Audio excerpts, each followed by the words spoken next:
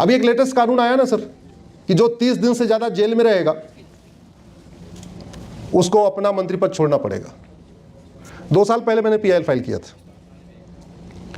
एक महाराष्ट्र के मंत्री थे नवाब मलिक। नवाब थे इसलिए जेल गए, और जेल गए चूंकि नवाब थे इसलिए मंत्री पद से इस्तीफा नहीं दिए, और कोई उनको इस्तीफा देने के लिए कहे ना। मैंने पीआईएल फाइल किया।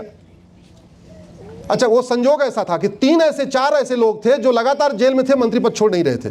शुरुआत हुई नवाब मलिक से, उसके बाद सिसोदिया जी जेल में गए, वो भी इस्तीफा नहीं दे रहे थे। सत्येंद्र जैन गए, वो भी इस्तीफा नहीं दे रहे थे। केजरीवाल गए, वो भी इस्तीफा नहीं दे रहे थे। ऐसे देश में करीब 6-7 मंत्री उस समय चल रहे थे। 2 साल पहले की बात, 1.5 साल पहले की बात। सबका मैंने लिस्ट बना के मैंने सुप्रीम कोर्ट को कहा कि एक सरकारी कर्मचारी, एक चपरासी भी अगर 2 दिन के लिए जेल में चला जाए उसको सस्पेंड कर दिया जाता है। ये संविधान की शपथ लेने वाले मंत्री लोग इस्तीफा नहीं दे रहे हैं। आप एक काम करिए, कानून बनाइए। बोले कानून तो हमारा काम नहीं है। हमने कहा कानून नहीं है तो वैक्यूम है, उस वैक्यूम को फिल कर दीजिए। जब तक कानून बनेगा तब तक आपका ऑर्डर चलता रहेगा। बहरहाल वो सुप्रीम कोर्ट को लगा कि नहीं, ये मामला ठीक नहीं है।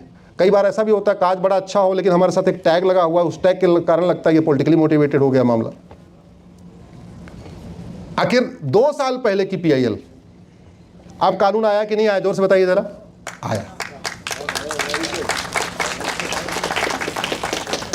2019 में मैंने यूनिफॉर्म एज ऑफ मैरिज की पीआईएल फाइल किया। लड़के लड़की सबकी शादी की उम्र बराबर करो। अलग अलग क्यों करना? अरे दोनों साथ बचपन से पढ़ रहे हैं, मान लो शादी करने की इच्छा हो जाए तो दोनों कर ले। वो 3 साल का गैप क्यों करना? उसका भी कानून आ गया, बिल बन गया, चल रहा है मामला, वो भी चला गया। यूनिफॉर्म सिविल कोड की शुरुआत लगभग हो चुकी है। मैं आपसे केवल इतना बताना चाह रहा हूं, मैं अपनी तारीफ नहीं करना चाह, आपको ये बताना चाह रहा था, अगर आप सोशल मीडिया का उपयोग करेंगे तो इससे कुछ फायदा हो जाएगा, देश का फायदा होगा, समाज का फायदा होगा। तो सोशल मीडिया का उपयोग सोशल वर्क के लिए, सोशल काज के लिए भी करिए। केवल और केवल अपने पर्सनल वर्क के लिए, केवल अपना बर्थडे फोटो शेयर करने के लिए या केवल अपने घूमने टहलने की फोटो शेयर करने के लिए मत करिए, थोड़ा समाज के लिए भी करिए। भारत की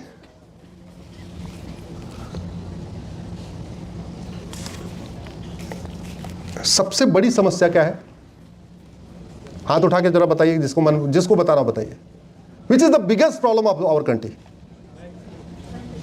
करप्शन और पॉवर्टी और जल्दी जल्दी बोलते जाओ, अनएम्प्लॉयमेंट और जनसंख्या और इक्वलिटी और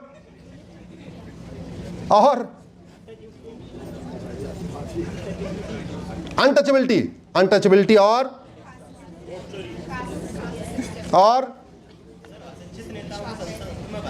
हाँ,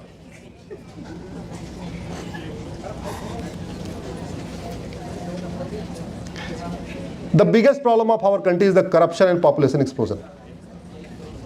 भारत की सबसे बड़ी समस्या, 2 प्रमुख समस्याएं हैं, एक करप्शन, दूसरा पॉपुलेशन एक्सप्लोजन। जमीन हमारे पास 2% है, पानी हमारे पास 4% है, और जनसंख्या हमारी दुनिया की 20% हो चुकी है। और वाई एनालिसिस करना, मैंने आपसे ऐसे पूछ लिया, एक काम करना, एक 5W एनालिसिस होती है, किसी प्रॉब्लम में 5 बार वाई लगाओ, फिर आपको उसका रूट काज मिल जाएगा कि वास्तव में इसका रूट काज क्या है। जितनी प्रॉब्लम है इसमें से 50% प्रॉब्लम का रूट काज आपको पॉपुलेशन एक्सप्लोजन मिलेगा। जल जंगल जमीन की समस्या, जोर से बोलिए, जनसंख्या विस्फोट। रोटी कपड़ा मकान की समस्या, जनसंख्या विस्फोट। गरीबी, भूखमरी, कुपोषण, प्रदूषण, जनसंख्या विस्फोट। सड़क पर भीड़, रेल में भीड़, जेल में भीड़, पॉपुलेशन। बढ़ते अपराध की समस्या, जनसंख्या विस्फोट। और भारत के संविधान में लिखा हुआ है जनसंख्या नियंत्रण कानून बनाना चाहिए, ये ड्यूटी है। दुर्भाग्यवश इसके ऊपर नेशनल कंसेंसस बन ही नहीं पा रहा है, डिमांड भी नहीं हो पा रही है, चर्चा भी नहीं हो रही है। दिल्ली के लोगों की सर उम्र 12 साल कम हो चुकी है। अभी सर्वे आया कि हम लोग एवरेज से 20, दिल्ली के लोग 12 साल कम जीते हैं। और मैं पिछले कई वर्षों से देख भी रहा हूं 80 कोई पार नहीं कर पा रहा है, सब 80 के नीचे नीचे जा रहे हैं। क्यों? Air pollution, water pollution, noise pollution, और उसका रूट काज पॉपुलेशन एक्सप्लोजन। शुद्ध पानी नहीं मिल रहा, शुद्ध हवा नहीं मिल पा रही, शुद्ध दूध नहीं मिल पा रहा है। आपको जान के आश्चर्य होगा, दिल्ली में 60% दूध मिलावटी है। दिल्ली में 70% घी नकली है। और दिल्ली में 80% पनीर तुम्हारे काम का जो पिज्जा बर्गर खाते रहते हो, 80% पनीर नकली है। 80 नहीं बल्कि दिल्ली में 83% है। अभी एक सर्वे आया है, 164 उन्होंने सैंपल लिए अलग अलग दुकानों से, पिज्जा बर्गर और होटलों से। 164 में केवल 4 सैंपल पास हुआ है, केवल 4 सैंपल। 83% पनीर नकली है। क्यों? क्योंकि जिस स्पीड से इंसान बढ़ रहे हैं उस स्पीड से गाय और भैंस के बच्चे नहीं बढ़ रहे हैं। जिस स्पीड से इंसान बढ़ रहे हैं उस रेशियो में गाय भैंस की संख्या नहीं बढ़ रही है। और एक इंटरेस्टिंग आपको बताऊं, जब कोविड हुआ, कोरोना के समय में सब कुछ बंद था, सारी दुकानें बंद, मैरिज हॉल बंद, रेस्टोरेंट बंद, चाय की दुकानें बंद, न मिठाई बन रही, कुछ नहीं हो रहा था। आपने कहीं सड़क पे दूध फैलते हुए देखा क्या? जोर से बताइए जरा। नहीं।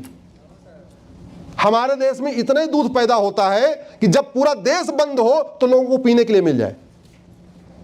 आपने कभी कल्पना सोचा नहीं कि कोरोना के समय में दूध कहीं फैला तो नहीं, सब लोग पी गए।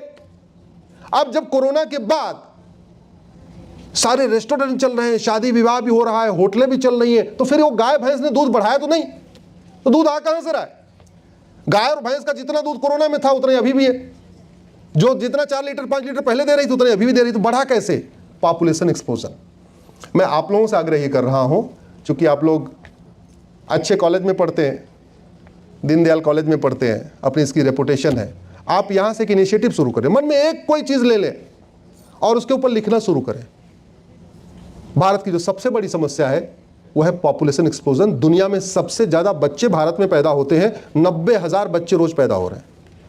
चीन जिसका क्षेत्रफल हमसे 3 गुना ज्यादा है, वहां 45,000 बच्चे पैदा हो रहे हैं। और भारत जिसका चीन का क्षेत्रफल 1/3 है, वहां 90,000 बच्चे रोज पैदा हो रहे हैं।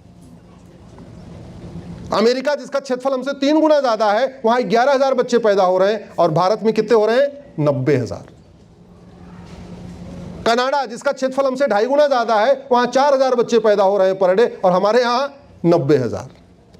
ब्राजील जिसका क्षेत्रफल हमसे 2.5 गुना ज्यादा है, वहां पे भी 8,000 बच्चे पर डे पैदा हो रहे हैं, और हमारे यहां कितने पैदा हो रहे हैं? 90,000।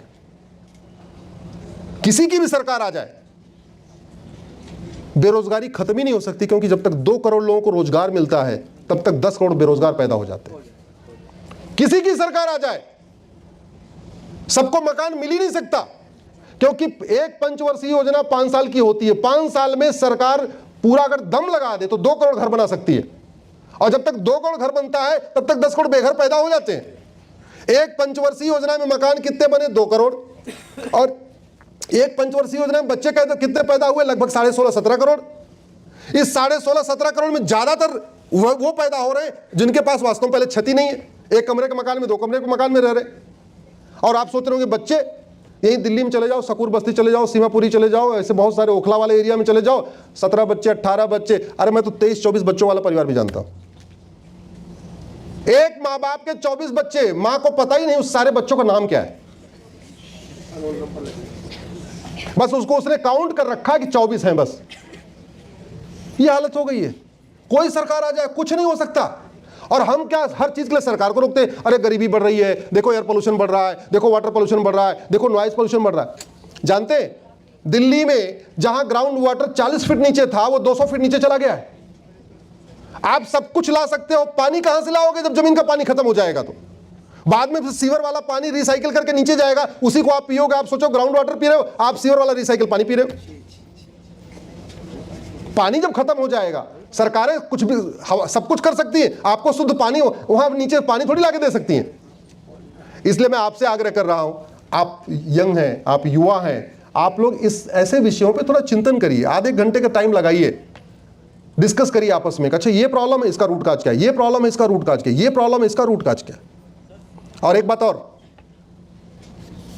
भारत भगवान श्री राम का देश है, भारत भगवान कृष्ण का देश है, भगवान महावीर भगवान बुद्ध का देश है, छत्रपति शिवाजी महाराज गुरु गोविंद सिंह का देश है। सारे देवी देवताओं ने कहाँ जन्म लिया?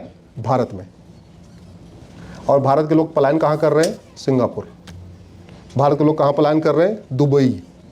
भारत के लोग कहाँ पलायन कर रहे हैं? अमेरिका। भारत के लोग कहाँ पलायन कर रहे हैं? उन देशों में जहाँ 50-60 साल पहले कुछ था ही नहीं। आपने कभी सोचा कि भारत में इतना करप्शन क्यों है? जहां पूरी जिस देश में हरिश्चंद्र पैदा हुए, जिस हरिश्चंद्र की कहानियां पूरे दुनिया में पढ़ाई जाती हैं, उनके देश में इतनी समस्या क्यों है? आपने कभी सोचा कि भारत में इतनी घूसखोरी, कमीशनखोरी क्यों है? इतनी जमाखोरी, मिलावटखोरी क्यों है? इतनी कालाबाजारी, इतना नशा तस्करी क्यों है? इतनी मानव तस्करी क्यों है? इतने अवैध हथियारों का कारोबार क्यों है? इतनी गौ तस्करी क्यों है? इतनी गद्दारी क्यों है? इतने जासूस यहाँ क्यों पकड़े जाते हैं? इतनी मक्कारी क्यों है? इतनी हरामखोरी क्यों है? इतनी कामचोरी क्यों है? इतना माओवाद क्यों है? इतना नक्सलवाद क्यों है? इतना अलगाववाद क्यों है? इतना आतंकवाद क्यों है? इतना धर्मांतरण क्यों है? इतना झूठ फरेब क्यों है? इतना यहाँ घटतौली क्यों है? इतना भारत में नक्काली क्यों है? भारत में इतनी चोरी डकैती क्यों है? चीटिंग, फ्रॉड, फोर्जरी क्यों है? साइबर फ्रॉड क्यों है? हवालाबाजी, कबूतरबाजी क्यों है? पत्थरबाजी क्यों है? तोलाबाजी क्यों है? जातिवाद क्यों है? भाषावाद क्यों है? क्षेत्रवाद क्यों है? पंथवाद क्यों है? इसमें से कौन सी समस्या दुबई में है, जरा मुझे बताना। इसमें कौन सी समस्या सिंगापुर में है, मुझे बताना। इसमें कौन सी समस्या जापान में है, मुझे बताना। ये सब कुछ भारत में क्यों है?